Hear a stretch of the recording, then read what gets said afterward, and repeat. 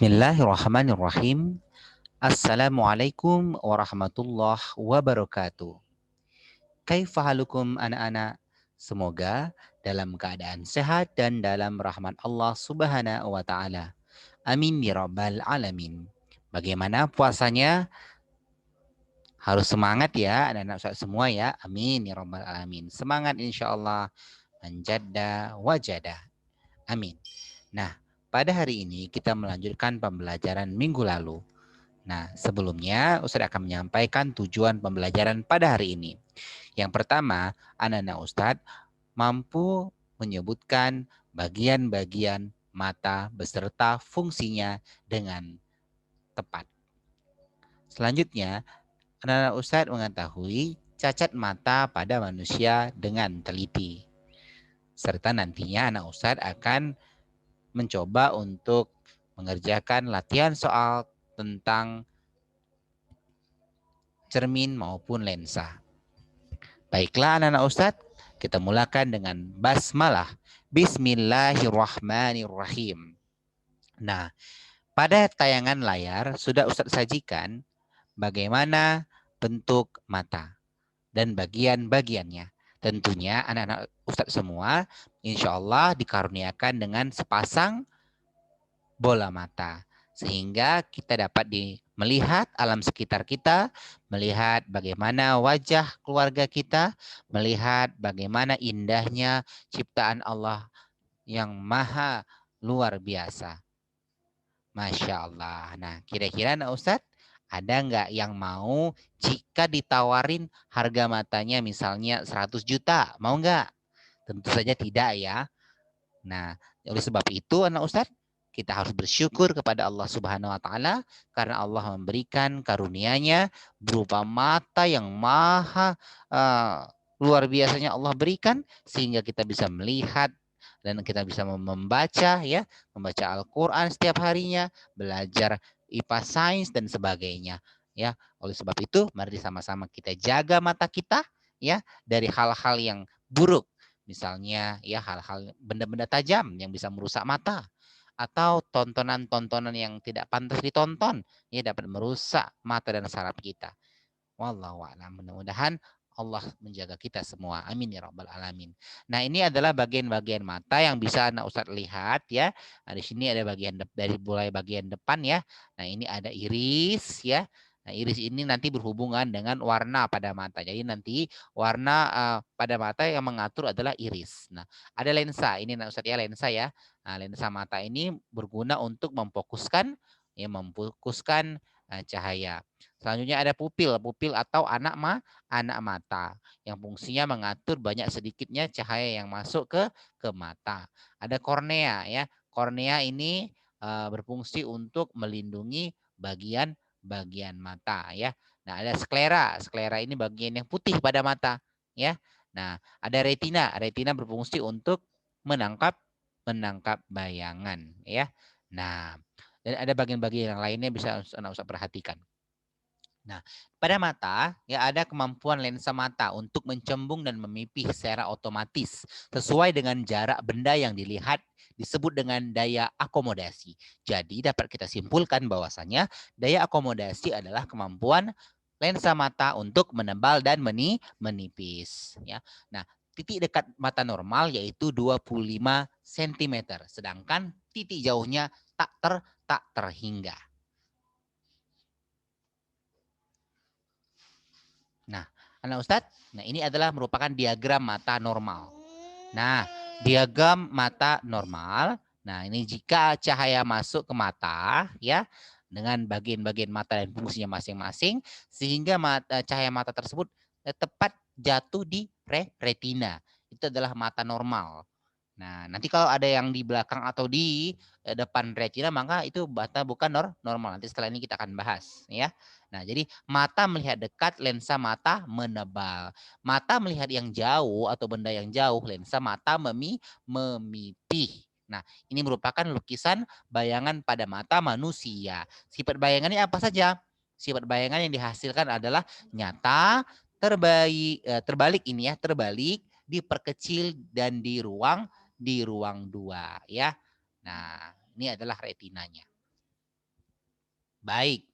Langsung saja kita masuk ke cacat mata. Yang pertama ada istilah hipermetropi. Ada yang tahu anak-anak Ustaz semua apa itu hipermetropi? Ya, Masya Allah, benar sekali. Hipermetropi adalah mata yang tidak dapat melihat benda yang dekat atau disebut dengan rabun dekat. Nah, bayangan yang diterima ya itu jatuh di belakang retina sehingga benda tidak dapat melihat benda yang dekat atau dikatakan rabun dekat hipermetropi.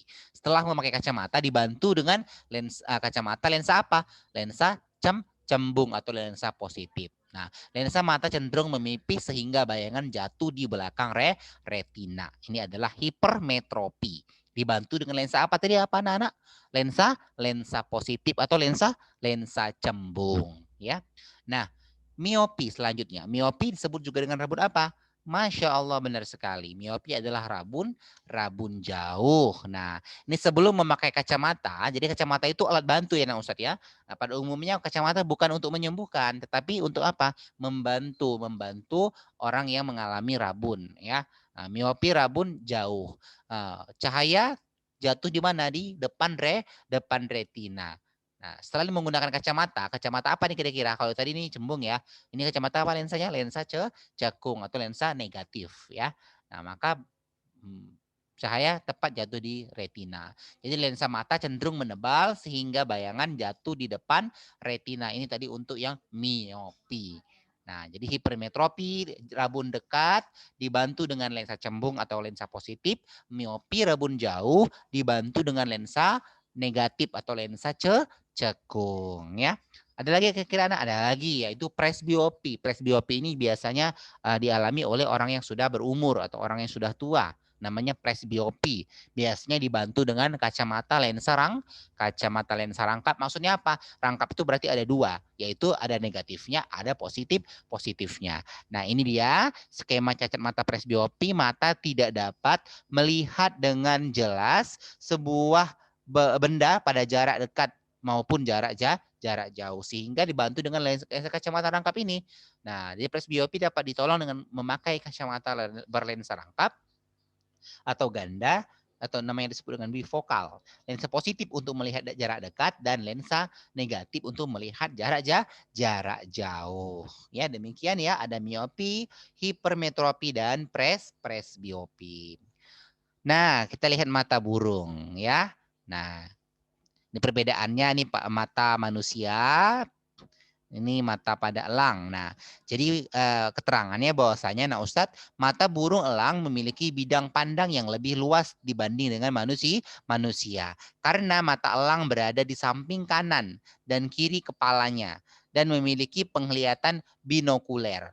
Kelebihan mata binokuler dapat memandang objek atau benda dari jarak yang sangat jauh dengan jelas. Sehingga kalau kita lihat fenomena burung elang menerkam mangsanya itu sangat cepat karena apa? Karena dengan jarak yang jauh ia mampu melihat mana mangsa yang akan dia terkam ya seperti itu kira-kira. Baik, Anak Ustadz. Ini lukisan bayangan pada burung ya. Ya, ini dia lukisannya ya, Anak Ustadz ini bendanya ya. Lukisan pada mata burung sifat bayangannya nyata terbalik diperkecil di ruang 2 ya. Baik. Nah, ini kamera. Kamera merupakan alat optik juga yang sifatnya sama seperti mata kita, ya.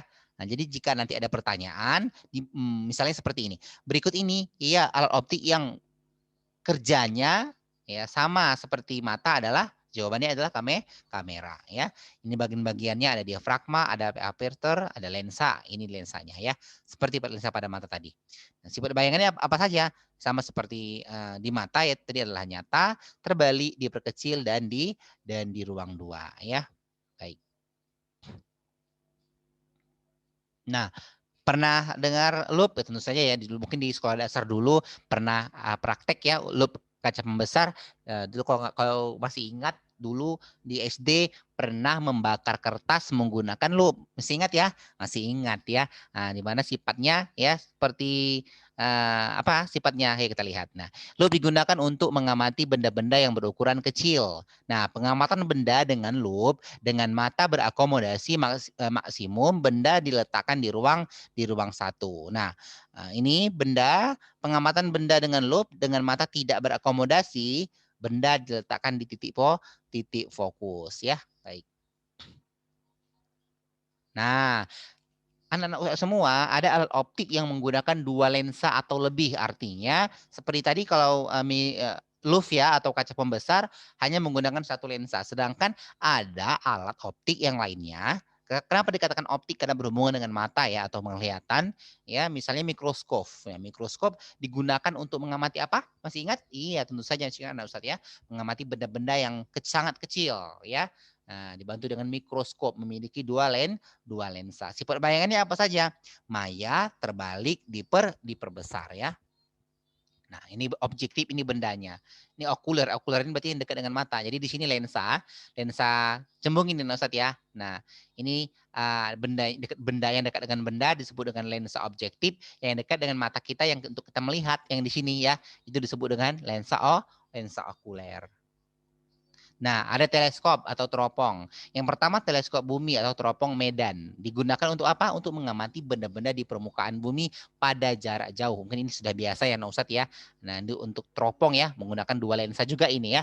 Nah, teleskop bintang apa itu? Digunakan untuk mengamati benda-benda di angkasa. Beda ya antara teropong bumi atau teleskop bintang berbeda ya. Fungsinya ini untuk melihat benda yang jauh. Misalnya kita sedang bertamasya atau rekreasi daerah pegunungan, biasanya kita bawa teropong atau teleskop bumi ya, teropong Medan ya, untuk melihat pemandangan yang Masya Allah indah. Nah, untuk teleskop bintang juga sama seperti itu, untuk melihat apa, misalnya kita ingin melihat hilal misalnya untuk penentuan bulan Ramadan ya, menggunakan alat-alat tertentu seperti alat-alat canggih seperti ini ya. Nah, baik, selanjutnya periskop. Anak Ustaz pernah ingat periskop? Mungkin dulu juga di SD pernah praktik ya, pernah praktik teleskop, membuat teleskop pernah ya, yang menggunakan dua cermin saat itu ya. Nah, benar sekali. Nah, jadi periskop digunakan untuk mengamati benda-benda di permukaan laut. Alat ini pada umumnya untuk perlengkapan kapal selam. Nah, ini dia. Nah, ini dia ya menggunakan prisma. Di sini menggunakan prisma ya, menggunakan prisma, ada lensa okuler untuk melihat matanya.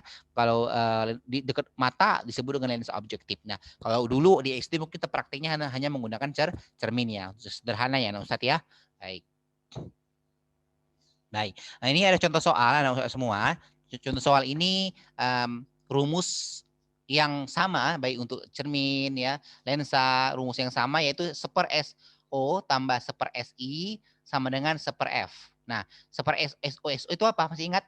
SO ini kalau sepernya ini adalah rumus persamaan ya Ustaz ya. Yang perlu kita ingat adalah SO-nya. S itu adalah jarak benda. SI-nya atau aksen biasanya ya, dibuat juga boleh aksen. Itu adalah jarak bayangan. F apa? F adalah titik fokus. Nah, jika diketahui, nah ini kan langsung jawabannya nah Ustadz. Nah, nanti diketahui buat dulu, kita buat ketahui misalnya SI-nya adalah 30, jarak bayangan 30 cm. Jadi fokusnya 20 cm. Tentukanlah jarak bayangan, jarak benda dan perbesaran dan jari-jarinya. Nah, baik. Nah, kita akan jawab ya, nah Ustadz ya. Yang pertama kita mencari SO. SO itu apa? Jarak benda. Maka ini persamaannya. S1/SO tambah 1/SI sama dengan 1/F. Atau juga ada yang buat 1/S0 tambah 1/S aksen sama dengan 1/F. Boleh saja ya. Nah, kita tinggal masukkan saja Ustaz. 1/SO itu yang ditanya ya. Tambah, tadi SI-nya berapa? 30. Berarti 1/30. 1/30. Tinggal masukkan saja atau tinggal substitusi saja Ustaz. Nah, sama dengan 1/F. Berarti 1/20. 1/20. Nah, jadi secara matematika kita kerjakan 1/SO yang ditanya ya. 1/SO sama dengan, kita pindah ruas Ustaz. 1/20 tadi, 1/20 tadi 1/F ya, tidak pindah ya. Yang pindah ini, yang 1/30 pindah ruas. Jika dia positif, nanti pindah ruas itu dibatasi oleh sama dengan ini ya Ustaz ya. Nah, ini menjadi negatif ya. Nanti kalau dia negatif, maka akan berubah menjadi positif. Maka di sini negatif, karena tadi positif. Pindah ruas ya. Nah, jadi 1/20 kurang 1/30. Nah, caranya sama seperti matematikanya gimana? Boleh dengan cara menyamakan penyebut atau dengan cara kali silang juga boleh, ya. Nah, kalau di sini menggunakan cara penyebut. Penyebutnya yaitu cari bilangan yang lebih besar dari penyebut ini, ya, yang bisa dibagi oleh mereka. Berapa? 60 60. 60 bagi 20 bisa, 60 bagi 30 bisa, ya. Mau cara kali silang juga boleh. Kalau cari kali silang tinggal 30 kali 1 30, ya, kurang 20 kali 1 20 per 20 kali 30 berapa? 60 sama, ya. Nah, tinggal 30 kurang 20 berapa? 10 per 60. Nah, baik.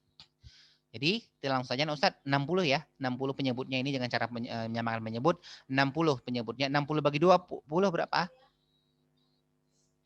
3, benar. 3 kali 1 3. Nah, 60. 60 bagi 30 berapa? 2. 2 kali 1 2. Sehingga karena penyebutnya sudah sama, tinggal kurangkan saja. 3 dikurang 2 berapa nah Ustaz? 1. 1 per 60, 1 per 60. Nah, jadi kan 1 per SO sama dengan 1 per 60. Yang kita carikan SO, maka sepernya ini kita hilangkan nah Ustaz ya. Dengan cara apa? Boleh kali silang, boleh kali silang. Boleh juga dengan membalikkannya langsung. Boleh, misalnya ini 1 per S0, boleh kita balik S0 per 1. S0, SL, SO ya, SO. SO per 1 boleh juga ya. Ini kita balik juga Ustaz, dengan syarat ini kita balik juga 60 per 1 ya. Sehingga hasilnya 60. Atau kali silang 60 kali 1 60, SO kali 1 SO. Sehingga SO sama dengan 60 cm, 60 cm. Nah, bagaimana Ustaz paham ya insyaallah ya. Nah, bagi yang belum paham silakan nanti ulangi video ini lagi.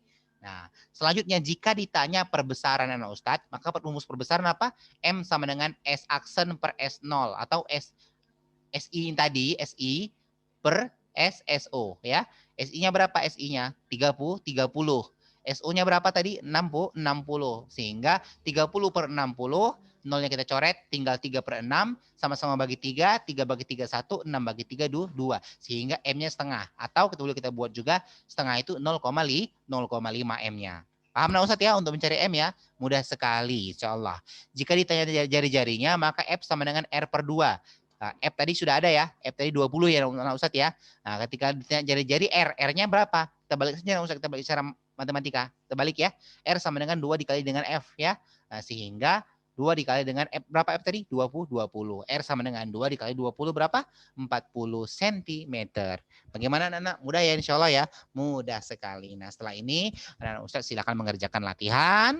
Semangat terus ya puasanya sambil belajar ibadahnya. Ya, mudah-mudahan sampai nanti hari kemenangan. Amin ya rabbal alamin. Sehat terus ya.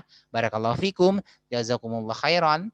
Subhanakallahumma wa bihamdika asyhadu an la ilaha illa anta astaghfiruka wa atubu ilaik. Assalamualaikum warahmatullahi wabarakatuh.